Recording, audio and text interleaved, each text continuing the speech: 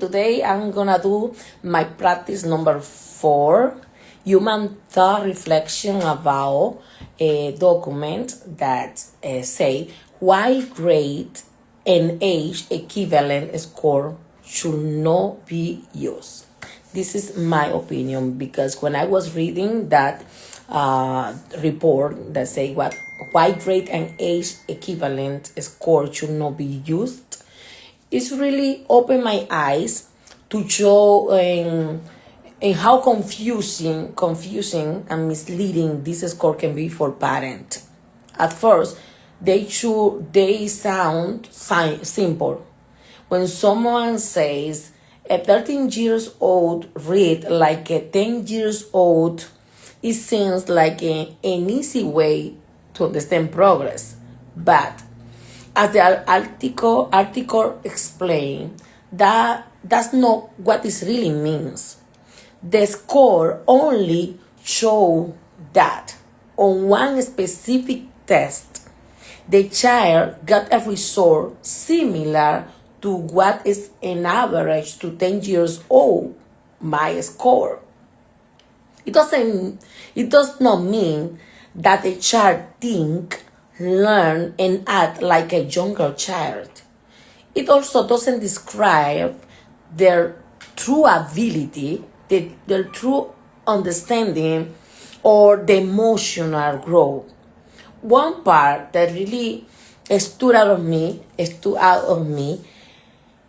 was when the author in the paper said that grade and age equivalence making sound like all children grow and learn at the same rate. We know that is not true. Every child develop differently. Some move faster in reading, in other aspects, but slower in math or writing.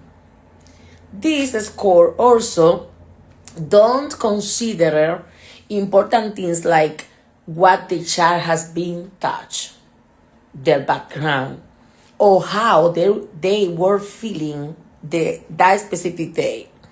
When parents hear that the child is 2 years behind, it often create in the parent fear. They often feel guilty, even though that number doesn't mean that the child is failing.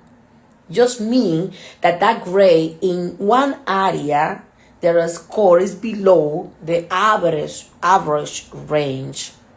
As intensive care coordinator, I have seen this many times in many meetings with parents.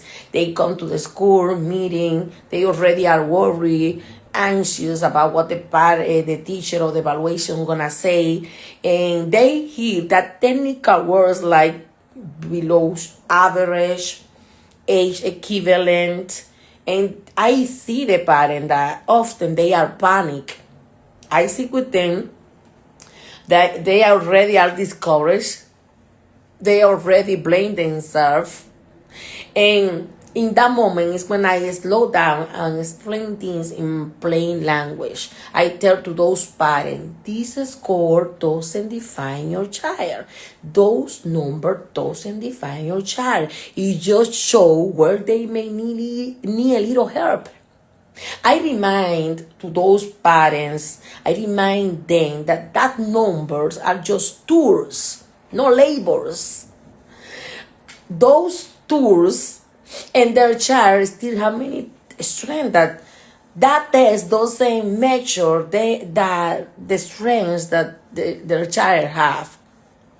If I were speaking to a parent of a 13 years old or 13 years old in this situation, I will say your child reading tests show that reading is a little bit harder for them right now. But that doesn't mean that they are behind in everything in their life.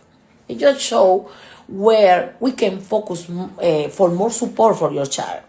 Because every child learns in different space. Every child learning in their own space. Speaking this way, I think help the parent feel more peaceful, more helpful, instead of feeling anxious or shame or worried or confused. This reading reminds me that how I talk about data truly matter. It's not what is said in the data, it's how I speak the data.